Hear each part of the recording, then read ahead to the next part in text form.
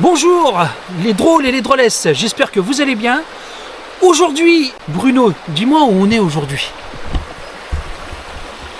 Alors aujourd'hui on est dans l'Est Charente, ça fait partie des points cardinaux, on vous a dit qu'on ferait les 4 points cardinaux de la Charente. Donc là on est sur le 3e point, on est à l'Est Charente, Montbron, à 15 km d'Angoulême, on est en direction de la Dordogne. Et ici il y a une spécificité que William va vous raconter. Alors oui, une spécificité ici, c'est que c'est riche en géologie, mais surtout en histoire. Donc, c'est parti pour une très belle aventure géologique et historique.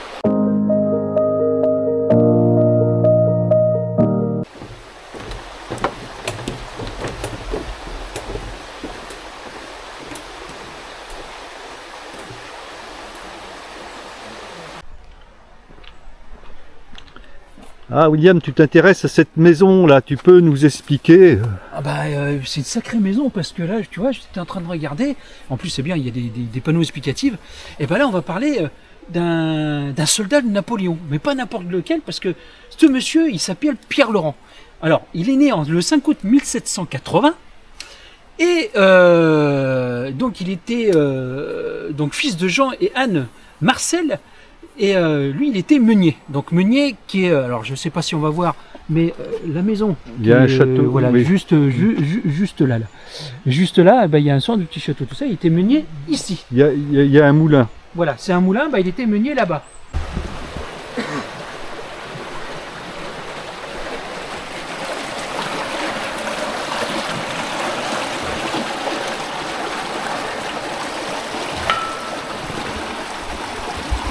À l'âge de 24 ans, donc le 12 février 1804, que fait Pierre Laurent? Il part rejoindre Napoléon. Il rejoint Napoléon et il y reste 11 ans. 11 ans militaires, dont 9 ans en campagne de guerre. 9 ans en campagne de guerre. Ça veut dire que ces 9 ans, il a fait que combattre. Et en 1808, en août 1808, il est promu canonnier de la garde impériale. Ça, c'est pas rien. Canonnier de la garde impériale, faut y aller pour y aller, hein. Faut y aller. Et il a fait beaucoup de campagnes. Je ne vais pas tout citer parce qu'il en a tellement, mais il en a fait pas mal. Et il devient élite. Donc on appelle ça les grognards. Grognards, c'est l'élite des soldats de Napoléon. Et il finit sa carrière le 1er novembre 1815 à l'âge de 35 ans. Voilà l'histoire de ce Pierre Laurent qui était soldat et grognard, maintenant grognard de la garde impériale. Et ici, c'est pour ça qu'on vous a parlé un peu de lui, c'était sa maison. Elle est restée telle qu'elle depuis 1800 et des bananes. Voilà. On a une illustration. Et vous avez tout ici. On regarde l'illustration où il y a les grognards sur la droite, Napoléon sur la gauche avec ses maréchaux. Voilà. À la bataille d'Iéna, c'était le 14 octobre 1806.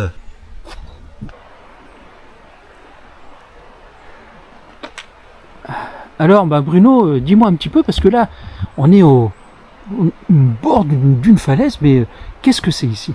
Ah oui, alors on parlait des 4 points cardinaux de la Charente. La Charente est majoritairement calcaire et ici il y a une spécificité géologique. On le voit à la couleur de la roche. Ouais. C'est pas du calcaire, c'est du granit. Alors pourquoi ce mélange d'un coup là, qui est ce granit qui arrive sur une région calcaire? C'est qu'on est sur les premiers contreforts du Massif central. Et c'est venu jusqu'ici en fait. Donc on est à plusieurs centaines de kilomètres, mais le Massif central, réellement, ce qui s'appelait autrefois la Basse Marche, géologiquement démarre ici. D'accord, ok. Et c'est magnifique. Vous voyez que qu'en Charente, on découvre encore plein de choses. Et donc on est vraiment sur le début de la montagne, quoi. Voilà, c'est ça. On a une petite montagne en Charente. Voilà. Allez, on continue parce que il n'y a pas que ça. Alors, je vous dis, on est avec Bruno, on n'a pas encore commencé la randonnée, que déjà, au point de départ, vous avez déjà raconté plein d'histoires déjà. Allez, on est parti.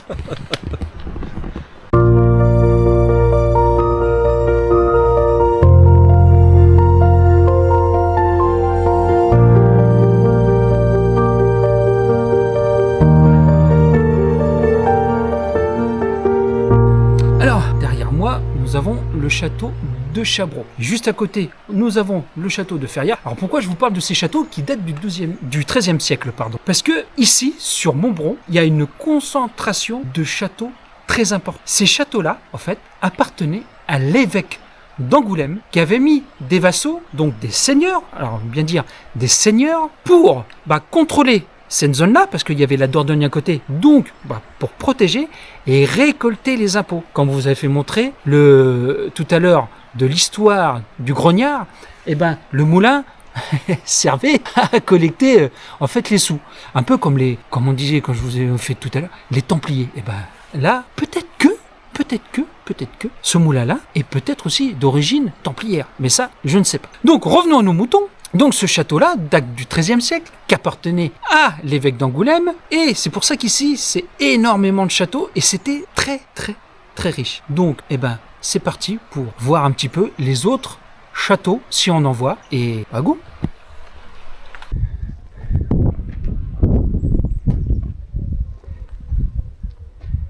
Ah. Donc là, juste derrière moi, tiens Bruno, alors là, je vais terminer, merci beaucoup. Donc ici, nous avons un autre château, mais on va dire château logis. Alors je ne vais pas pouvoir vous dire le nom du château et à qui elle appartient parce que c'est privé, donc là j'ai pas d'informations dessus, mais il faut savoir que c'est un ancien château. Alors celui-là il est peut-être plus récent, je pense que peut-être du 15e, 16e siècle on va dire, peut-être Renaissance alors, donc 17 peut-être. Il y a une tour qui peut attester qu'il est un petit peu plus ancien, un autre corps de logis. Ouais. Bon, on va dire peut-être entre 14 et 17e siècle, là, on va voir là parce que je vais faire large, mais voici, donc il y en a un autre, donc déjà le troisième, et ils font penser qu'il y en a un quatrième qui est pas très loin, celui-là le château de Montbron, donc déjà 4 châteaux. Comme je vous ai dit tout à l'heure, c'est vraiment du concentré. Mais il y en a encore. Bon, après, je sais pas si on va en avoir d'autres, mais il y en avait encore. Allez, on est parti.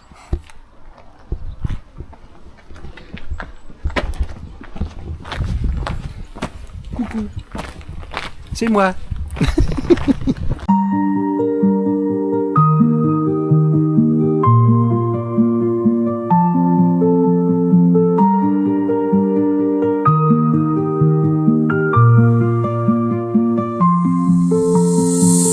Sunrise paints the window pane, washing out the shades of gray. Hear the rhythm, feel the change, a brand new energy today. Every beat a different color, brighter than I've seen before. Don't wanna wait for any other. We are limitless.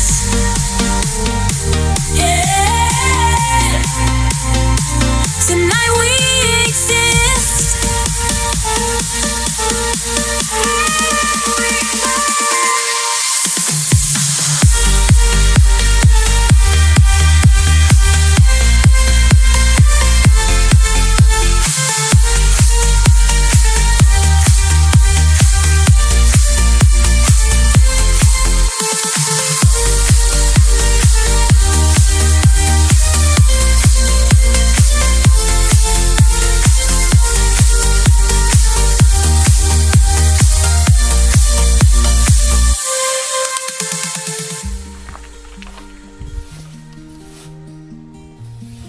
Il est joli, hein. Ouais, mais Bruno, attends, je vais bien filmer. Explique-moi ce que c'est, parce que là, ça dépasse d'une maison. Vous voyez, il y a la maison qui est là.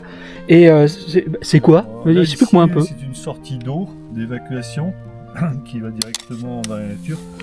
Derrière, dans la pièce, il y avait un évier. Et à l'époque, il n'y avait pas d'eau courante. Et donc, on avait, c'est une espèce de louche avec un tuyau percé.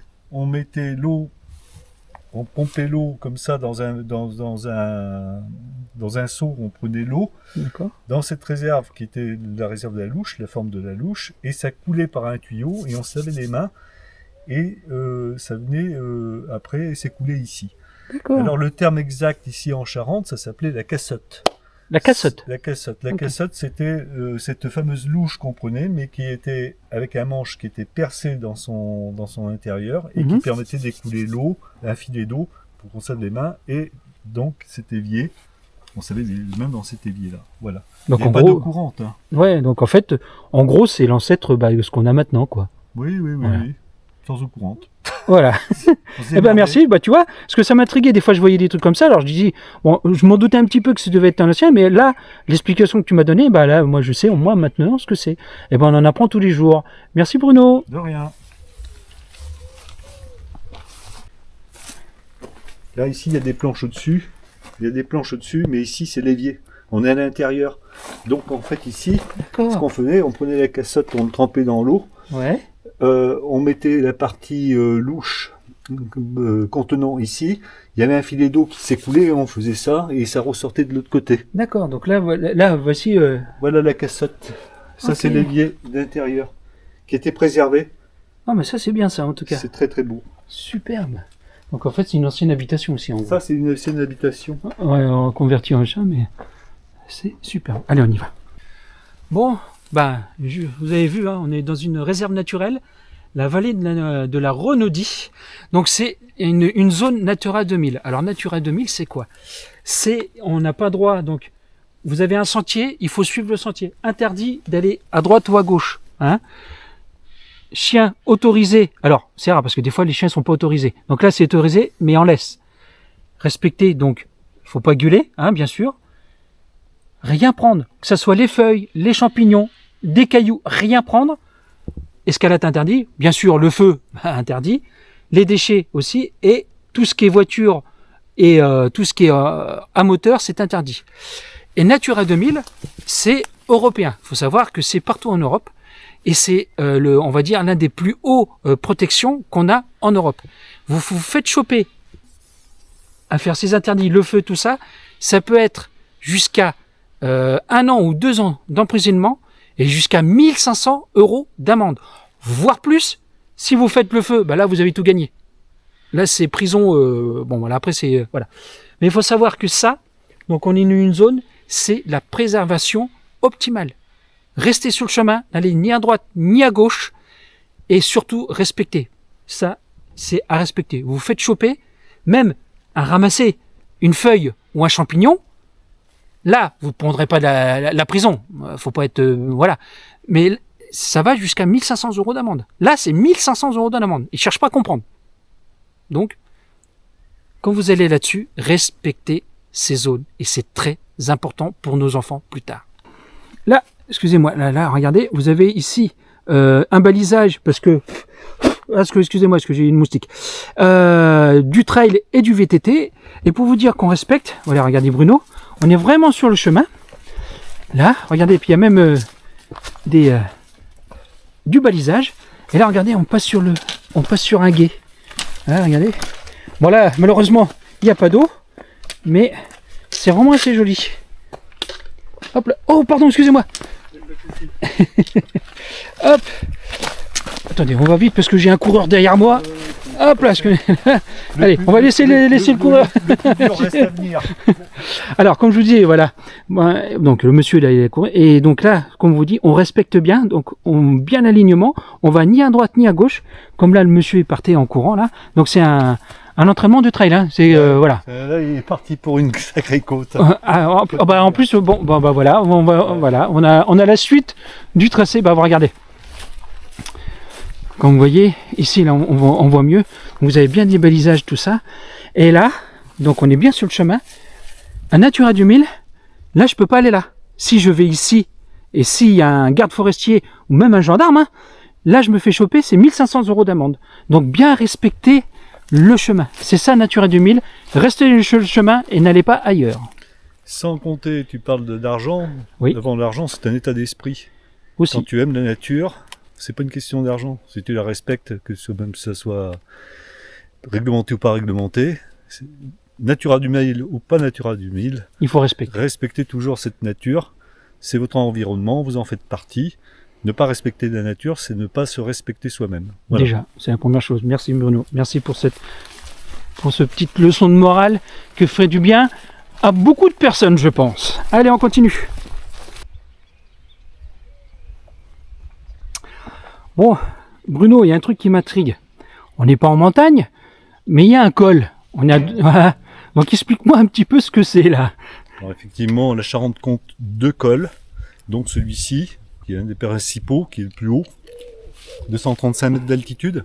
Donc un col, c'est un passage entre 2 vallées. Donc on vient, tout à l'heure on a pu filmer sur la vallée de la Renaudie. Oui. Et là on va de l'autre côté sur la vallée du Chambon, les gorges du Chambon. D'accord. Donc on est bien sur un col, typologiquement, d'un point de vue géologique et d'un point de vue typologique, enfin topologique, eh bien on est bien sur une dénomination de col.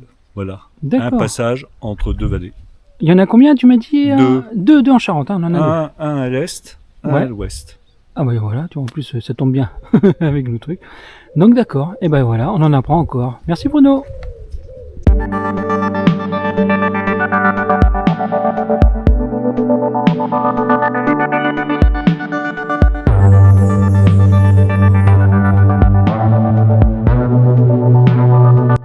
Ouais, voyez, hein, c'est vraiment magnifique. Hein. Merci Bruno de m'avoir fait découvrir ce chemin parce que on est en Charente, mais on croit pas qu'on est en Charente.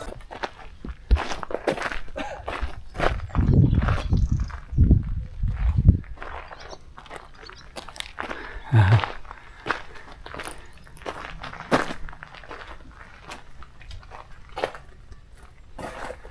Une très belle maison. Ça a dû cacher. Hein. Ah, c'est magnifique. Bah voilà, là nous sommes à Péry, un petit village à côté de Montbron et là bah là, On voit la vieille pierre. pierre. Hein. La pierre c'est du granit, hein. C'est dur, c'est pas du calcaire. Voilà. C'est bien Là, la c'est- pierre d'ici. Hein. Et c'est vraiment magnifique. Allez, on continue.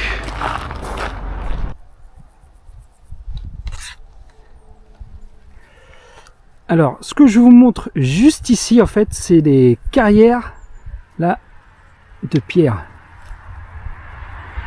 Donc là, on est sur on est toujours sur du granit là. Ouais, c'est ce qui a servi aux habitations là, pour pouvoir construire des habitations. Donc voici ici une des carrières de pierre à côté de Montbron.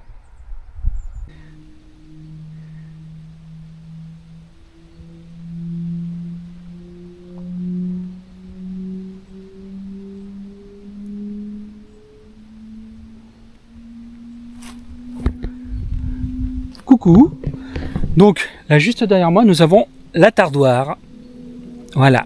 Allez, nous on est quoi à 500 mètres, même pas, on est à 300 mètres là. Allez, à 300 mètres, 500 mètres de l'arrivée, et puis on vous reprend pour la petite conclusion de cette très belle aventure.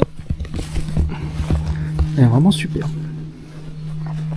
Bon, bah voilà, mon Bruno, petite aventure finie. Merci beaucoup, on a pas mal baroudé. Hein, Oui, hein. comme d'habitude. Voilà, on baroude. Nous, On aime ça. On est spécialiste de la baroude. Hein. Et non, c'était superbe. Entre histoire, géologie, des points de vue et naturel, franchement, c'est à refaire. Donc, bah, nous, on vous dit à une prochaine aventure avec les drôles baroudeurs. Prenez soin de la nature, des sites historiques et surtout, prenez soin de vous. Et on vous dit à bientôt. Ciao! Ciao.